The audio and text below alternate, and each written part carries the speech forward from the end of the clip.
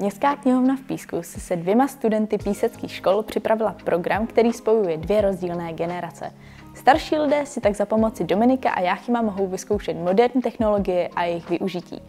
Budou na vás čekat v Digiporadně každý pátek od 14:00 do 15:30.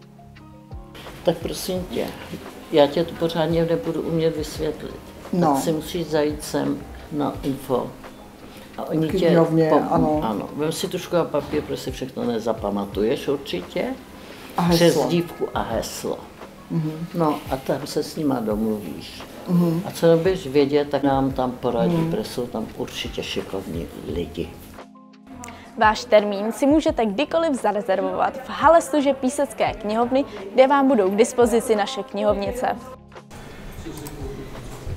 Dobrá. Tak jste zaregistrovaná, ano. Přijde vám zprávička na mail, že ta registrace proběhla a 4. října ve 2 hodiny se dostavíte tady do knihovny, do 2. poschodí, do studovny a tam potom se už domluvíte, co budete potřebovat. Takže moc krát děkuju. Prosím, taky, nashledanou.